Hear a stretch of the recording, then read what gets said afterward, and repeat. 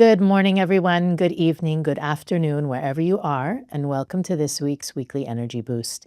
My name is Elisheva, and today Eitan and I are exploring the idea of embracing growth.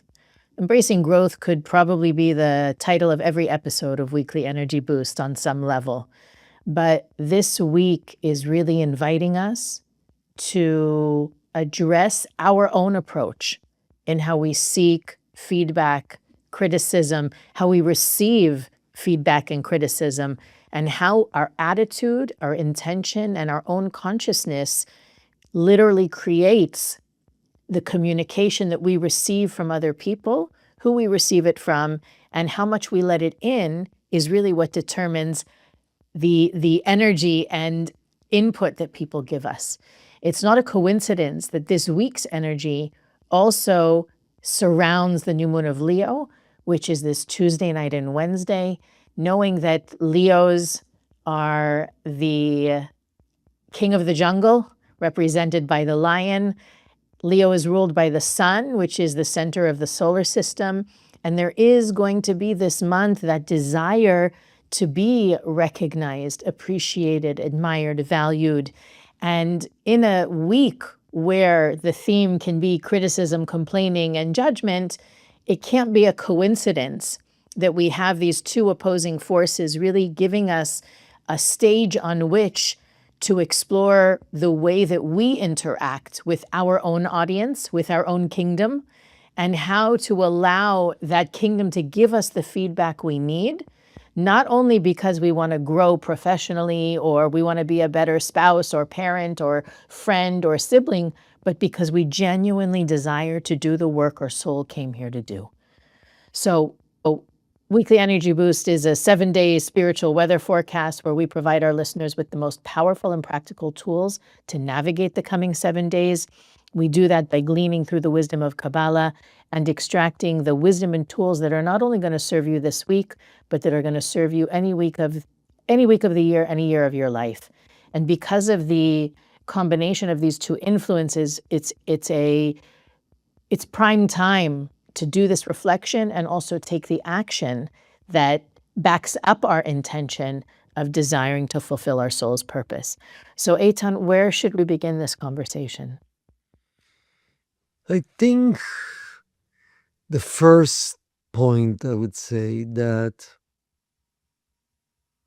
all of us desire growth, transformation, improvement, letting go, change. That's the reason we are watching, we're listening.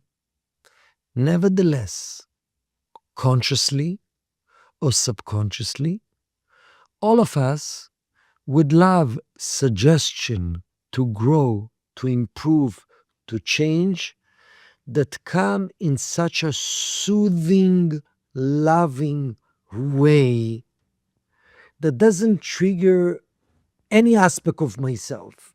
We would love the wisdom how to change, the suggestion to change, the things to let go, to get to us in such a perfect, soothing way that we're just saying, wow, I love it, you are right. Nevertheless, in life,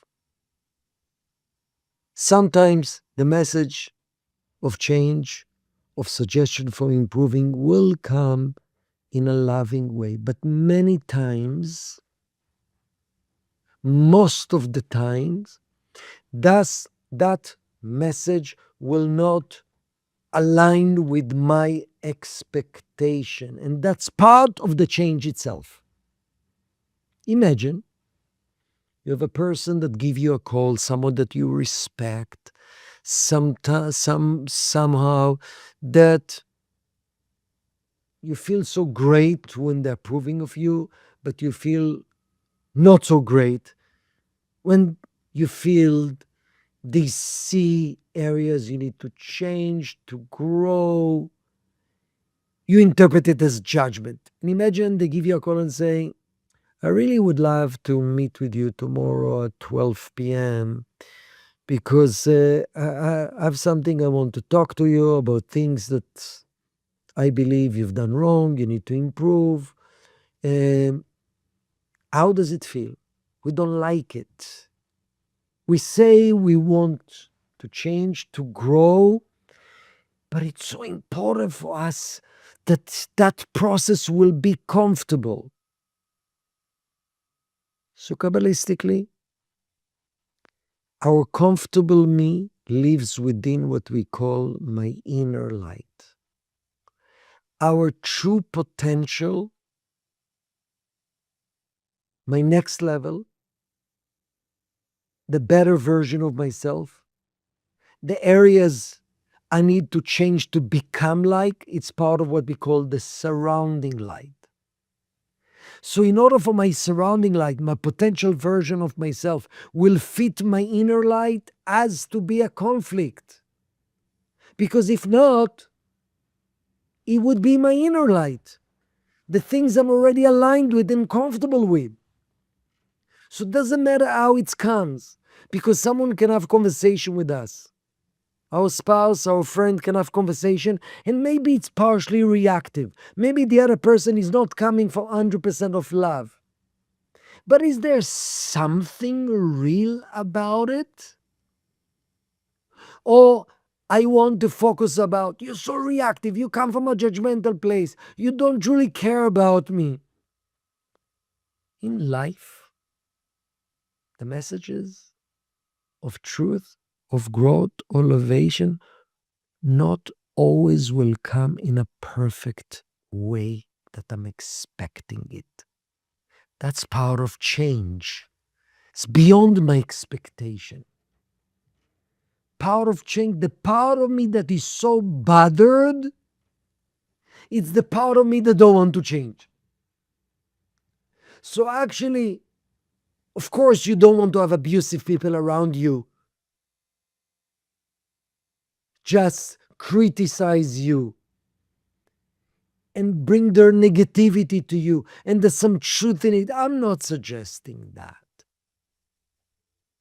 And I'm not suggesting that we're supposed to beat ourselves up after we hear some criticism from someone else and saying, I'm a zero, I'm a nobody. That's unhealthy.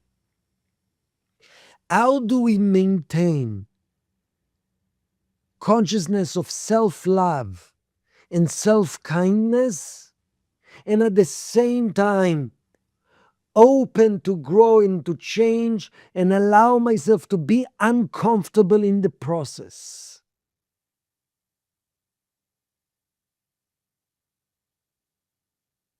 Self reflection, it's essential to have daily. Event in my life that caused me to wake up to things I need to change, or a person around me that's pointing out things I need to improve, and it comes in a very uncomfortable package, it's much more powerful. So self-restriction, it's actually a daily desire to grow. I'm showing the universe I'm truly wants to grow. But the other ones are necessary, because self-reflection is always controlled by my need for comfort zone. So, in this discussion, because actually in this portion of the week, Moses, for the first time after 40 years, is pointing out to the Israelites all their mistakes. And step number one of using that criticism or suggestion for growth, embracing that process, include what's uncomfortable, include, but I didn't do it, I did only that. Embracing that process is step number one to leverage these moments in our life as a major cleansing and elevation towards growth. None of us can do it. If you're in a marriage, in a close relationship, in a close friendship, and there's never hard conversations, you're not heading in the right direction. Part of the protection of any relationship, that you have people around you that have the courage to have hard conversation. Yeah, of course you would love them to come with the most amount of love and sensitivity, but it's not always gonna be that way. There's no way. There's no way true relationship will grow and me as individual will grow without surrounding myself with some people that will have the courage to have hard conversation around me. And the question is not me having the conversation. Today, this episode is about how can I learn to become more open to those conversations or those conversations from the universe, events from the universe, without the defense mechanism, which basically pushing away growth.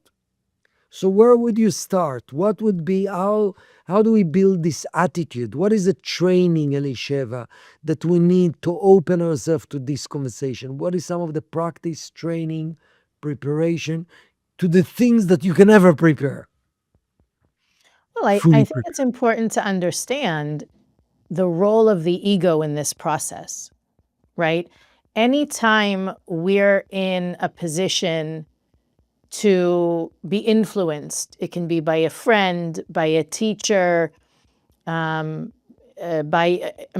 it can come in the form of a stranger or a coworker. It doesn't, but anytime someone in our lives has the potential to influence us for good, to help us change, and to diminish our ego, of course the ego is going to come up with stories and complaints and defense on why not to listen to that person or why not to embrace that feedback, because the ego knows that if we wind up listening to that person, the ego will be diminished. Our own ability to reveal light in the world is going to be strengthened, and therefore the ego kind of throws a Hail Mary and says, I've got to do whatever I can to block this person from listening. So it's an unconscious defense that we put up to block the potential growth that this person, and again, we're not saying that you need to, anytime anybody comes to you and tells you you're wrong, you need to say, you're right, I'm wrong, and just go in the other direction. But the ego's set up to tempt us to block the criticism, to block the feedback, because if we let it in and we grow as a result, the ego will be, I don't want to say defeated, but at least shortchanged. And so already to know, right, to know that our ego doesn't want, the part of us that doesn't want the discomfort of the growth or the discomfort of the reflecting on what I can do better, that's the ego.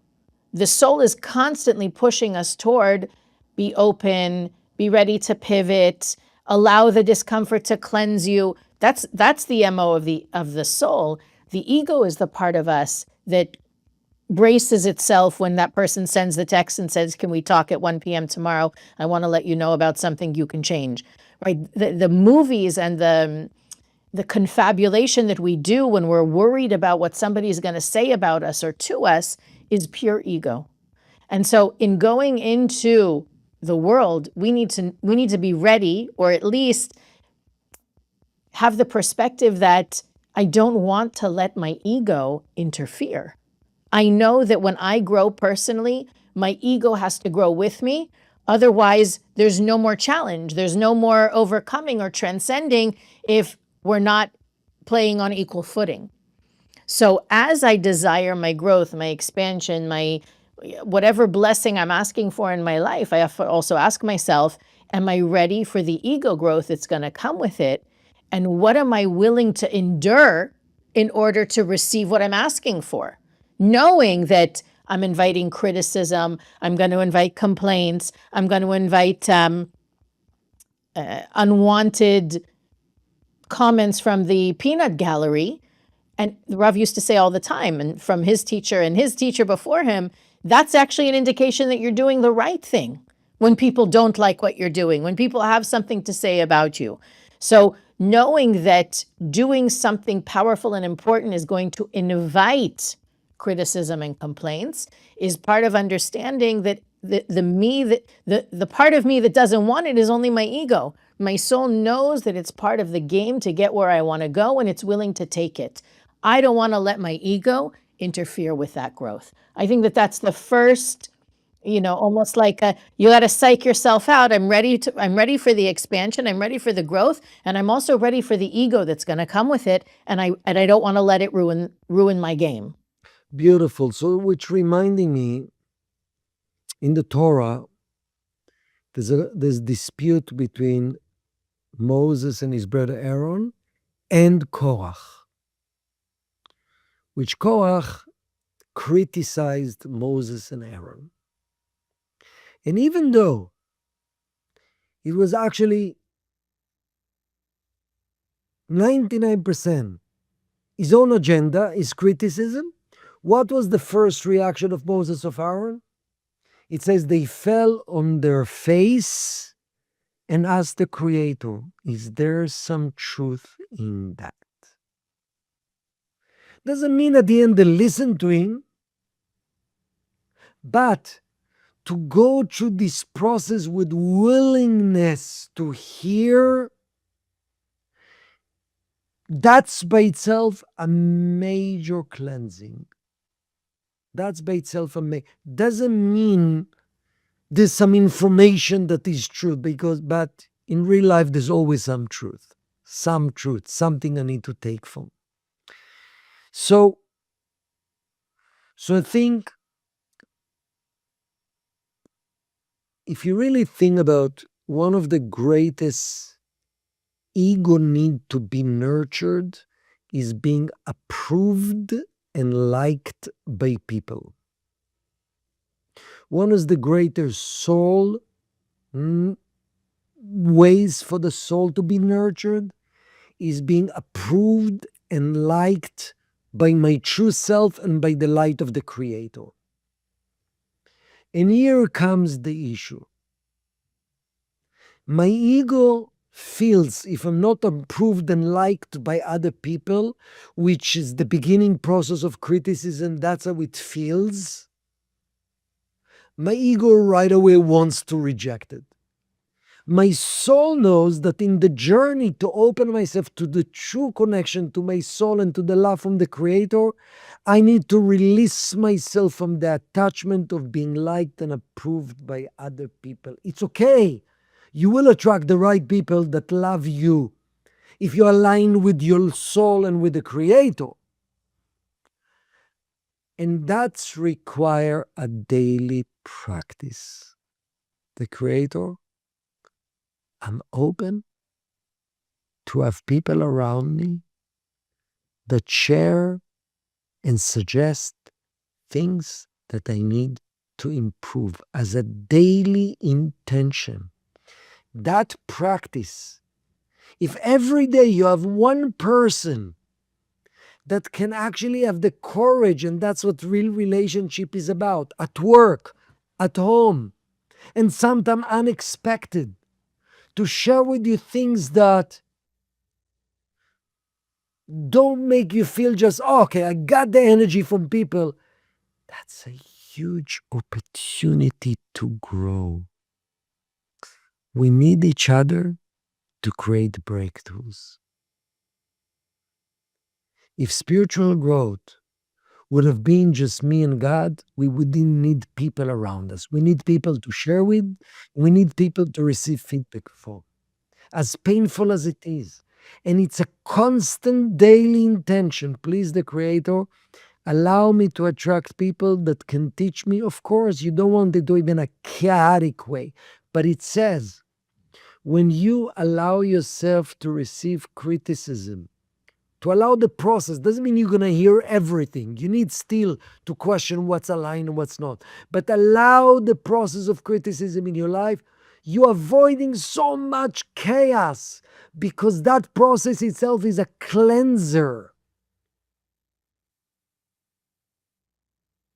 Actually, one of the 613 precepts of the Torah is Ocheach tochiach et amitecha. Rebuke your friend. When you love someone and you truly care about him, don't hesitate telling things that they need to improve. Because if not, withholding words when you're supposed to is actually as if you speak evil tongue. Because none of us can do it alone. We would love to be spiritual alone.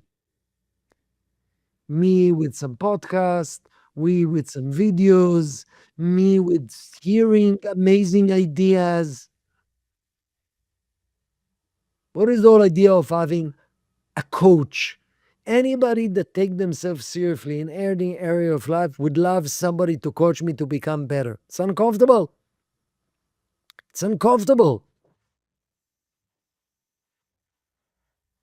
But none of us can do it alone. I was just thinking while you were saying that, there's a story about the sun and the moon, right? That they used to be equal in in brilliance. It used to be the same size originally, beginning of creation. In Yes, creation. in creation, that the sun and the moon were meant to have equal presence in the sky. And the moon said to the creator, it can't be that there's two lights in the sky that are as big and powerful as one another. So the creator said to the moon, who at that time was as great as the sun, okay, then you have to make yourself small, because if you're jealous of someone else, you're going to lose your light. So not only was the moon shrunken, but the sun actually gained strength, because when the sun heard the moon talking badly about it, it didn't complain, it didn't lash out, it didn't say anything, it didn't talk back. It just allowed the criticism to help it grow. And that's one of the gifts of this month, by the way. If we can not only tolerate the reprimanding, the criticism, the insults, whatever it is, but actually embrace the discomfort that awakens within us, which is, again, the ego is suffering, not the soul, we will grow in our own strength and our own ability to influence, in our own connection to the light of the creator. And it's not a coincidence that it's a story about the sun. When this month is also influenced by the sun, we have that same ability in this month to do that work. And of course, I don't want criticism for the sake of criticism. At the end of the day, each one of these interaction teaching us lessons. After the initial storm that my ego didn't like it. So that's the first test. But then second, what's the growth? What realistically, not from self-judgment and from self-hate and from being kind with myself. I'm great. I love myself. But what do I need to improve? What can I learn from that conversation, from that interaction? It's exciting. Definitely.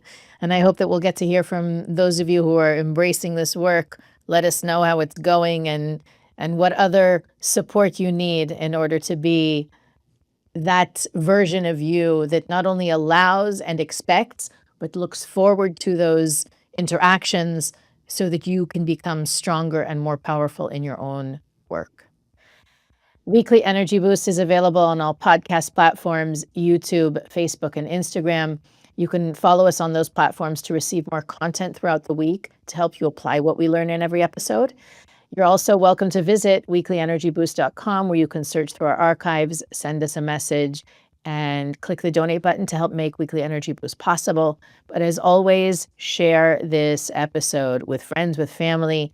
Help us reach more ears and help each individual on planet Earth do more to expand their potential to fulfill their soul's purpose. And we'll see you next week on the Weekly Energy Boost.